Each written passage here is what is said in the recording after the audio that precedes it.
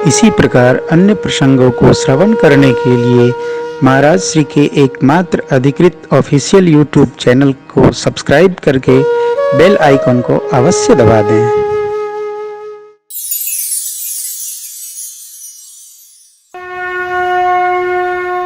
गणों ने भस्म लेपन कर दिया, जो था वो सजाया। कान में कुंडल सर्प का, बाह में बाजूबंद सर्प का, कंकड़ सर्प, कंबल अश्वतर, शंख पद्म, कुल्की और करकोटक, इन सर्पों के नाम है। अग्नि पुराण में सभी सर्पों का विस्तार से वर्गीकरण दिया गया और किसका क्या औचित्य है, हेतु है, इसका भी विस्तार से स्मरण है।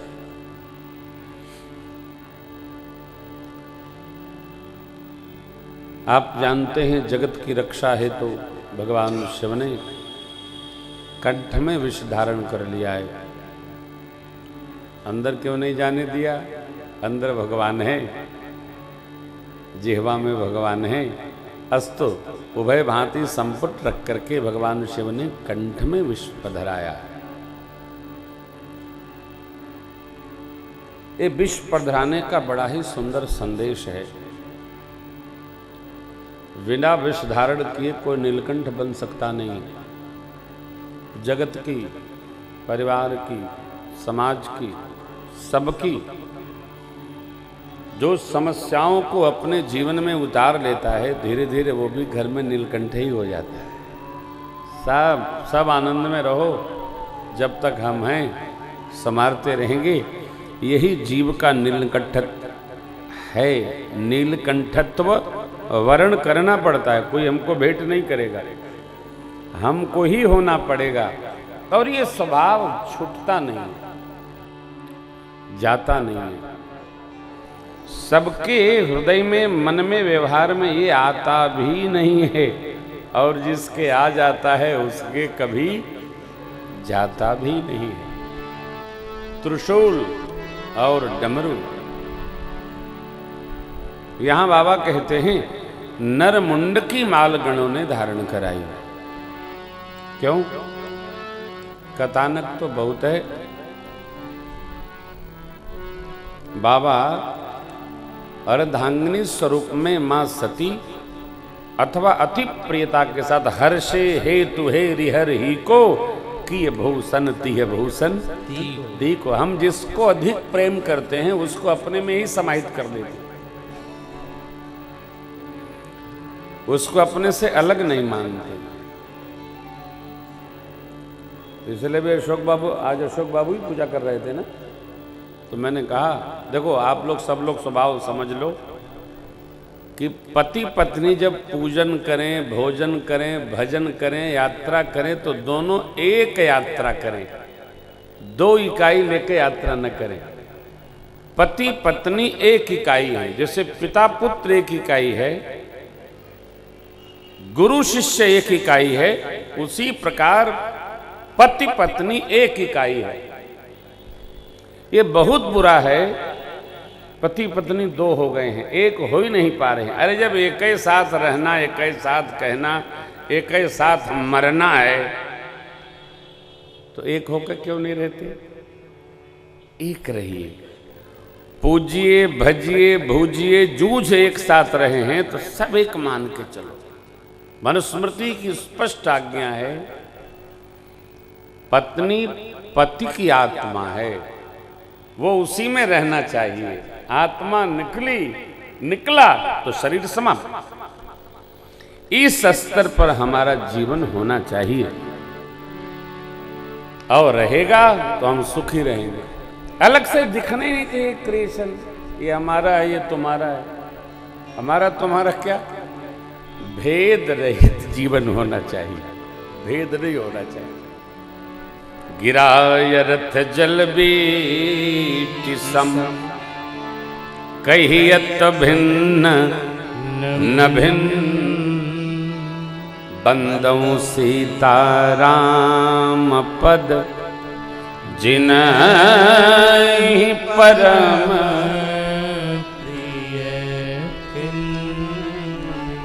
ये जो बाबा का विवाह है ये सकारण विवाह है, अकारण विवाह नहीं।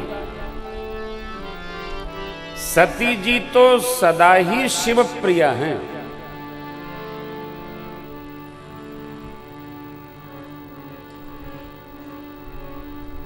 एक प्रसंग आप दर्शन करेंगे, श्रद्धेय मनु जी और शत्रुपा जी के प्रसंग में मैं सुनाऊंगा। बड़ा सुंदर प्रसंग है, यहां इतना पर्याप्त है, एक इकाई है। इसी को समझिए, इसी को जानिए, इसी को बूझिए, इसी को रहिए।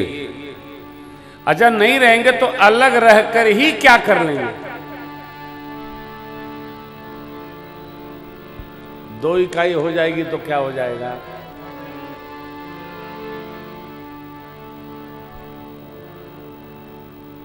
अलग अलग सोच के चलेंगे तो क्या कर लेंगे।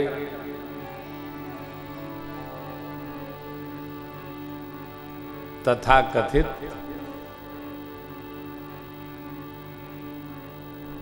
वैदिक व्यवहार और शिक्षा के बिहार का परिणाम है ये सब। देखो वहां तो पति पत्नी होते ही नहीं, बस कॉन्ट्रैक्ट होते। कॉन्ट्रैक्ट का नियम है जब तक चला चला, नहीं तो कहाँ के तुम कहाँ के हम, थोड़ा हमारी थोड़ा तुम्हारी, थोड़ा हम गम में थोड़ा तुम गम में, चलो फिर दूसरा कॉन्ट्रैक्ट चलेगा। यहाँ ऐसा नहीं है, यहाँ तो जो है सो है, एक संग, एक साथ, एक मन, एक व्यवहार। परमात्मा ने बार बार कहा है, तत्व प्रेम कर मम अरु तोरा, जानत एक प्रिया एक मन मोरा, सो मन सदा रहत तो ही पाही। हम भले यहाँ है, मेरा मन आप में रहता है। जान प्रीति रस इतने ही, यह जाना जाए और इसमें रहा जाए। त्रिशूल डमरू कर में प्राप्त करके धारण किए बाबा और नंदी पर आरूढ़ होकर चले चले चढ़ी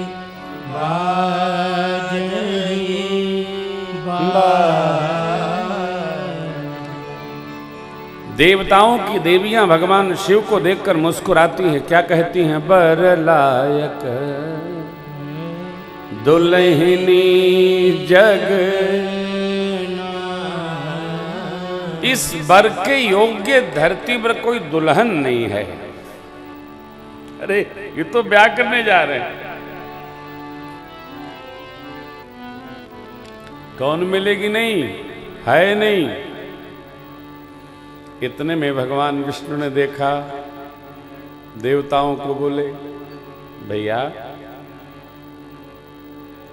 दूल्हे के अनुकूल बारात का साज नहीं है। दूल्हा लग गए, बारात लग गए। देखिए साज बाज तो सम होना चाहिए, साज बाज सम होना चाहिए और व्यवस्थित होना चाहिए।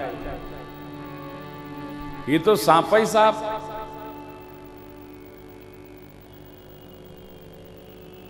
मुंडमाल,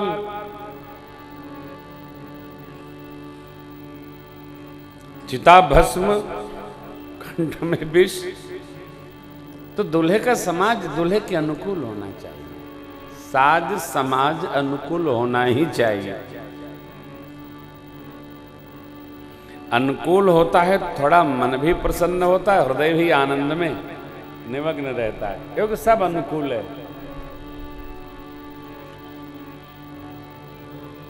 देवता लोग बोले तो दूल्हे को अलग कर देते हैं, भगवान श्री हरि बोले अलग न करो, आगे आगे चलो। सब देवता लोग आगे आगे चलते। कथा वही है जब आप पाठ करते रहते हैं। देखिए कितनी मधुर है चिदन्मय जी। देवता लोग आगे आगे चले, भगवान शिव ने विष्णु भगवान के वचन सुने तो दोनों लोग सख्य भाव में रहते हैं, मुस्कुराए। मन ही मन महेश मुस्का, हरि के वचन नहीं शिव जी मुस्कुरा रहे हैं, क्यों? भगवान का व्यंग सुनकर। व्यंग दो प्रकार का होता है, एक विनोद पूर्ण व्यंग होता है और एक तिरस्कार पूर्ण व्यंग होता है।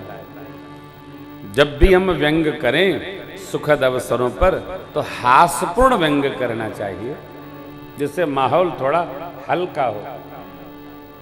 टीका टिप्पणी कभी गंभीर भाव की उपहास पूर्ण नहीं करनी चाहिए, हास्यपूर्ण विनोद हो। भगवान मुस्कुराए। शिव जी श्री हरि के व्यंग सुनकर और भृंगी को प्रेरित करके सारे गणों को बुलाए। भृंगी ने आवाज लगाई, हर हर महादेव, हर हर महादेव, हर हर महादेव। इतना सुनकर सारे जड़ लोग, जितना ब्रह्मांड में प्रेत बाधा विघ्न साथ शिव अनुशासन सुन सब आए। जय शिव शंकर जय भोला, प्रभु पद जल जशीष तिन नाये। जय शिव शंकर जय भोला, नाना वाहन नाना वेशा। जय शिव शंकर जय भोला, वैसे शिव समाज निज देखा। जय शिव शंकर जय भोला, ओ मुखहीन विपुल मुख काहू। जय शिव शंकर जय भोला, बिनु पद कर को बहु पद बाहु। जय शिव शंकर जय भोला, विपुल नयन को नयन विहीना। जय शिव शंकर जय भोला, आहा विपुल नयन को नयन विहीना। जय शिव शंकर जय भोला, वचित पुष्प को वचन दीना। जय शिव शंकर जय भोला, वृष्क पुष्प को वचन खीना। जय जय शिव शंकर जय भोला, वृष्क पुष्प को वचन खीना। जय शिव शंकर जय भोला। अनेक वाहन अनेक वेश, जो आया बाबा के श्री चरण में पधार कर और बाबा को दंडवत किया। जिसकी जैसी विधि थी वैसा प्रणाम किया। अलग अलग देशों में प्रणाम की अलग अलग विधि है। गणों ने उस प्रकार बाबा को प्रणाम किया। सबको, कोई मुखहीन है, किसी के अनेक मुख हैं। हाथ है, हाथ पांव दोनों गायब है। आंखें एको आंख नहीं। तो सब पूछते हैं। तो बाबा ने सब देवताओं के लिए अच्छे अच्छे पार्षद छोड़ दिए, और जिनको कोई नहीं पूछता है बाबा बोले तुम लोग हमारे पास आ जाओ।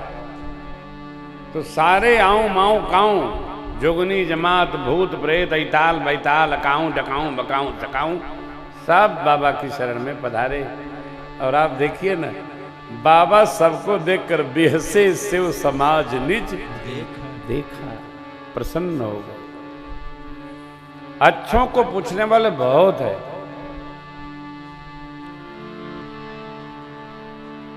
परिवार हो, समाज हो, लोग हो, जोग हो, वियोग हो।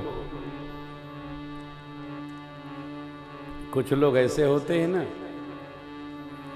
जहां साफ सुथरा रहता वहीं रहते हैं। कुछ लोग ऐसे होते हैं जो कितना भी कचरा भरा हो उसको साफ करके रहने जैसा बना लेते हैं। जीवन ये है कि कैसा भी हो उसको बना लो, तब तो जीने का आनंद हो। बना लिया जाए।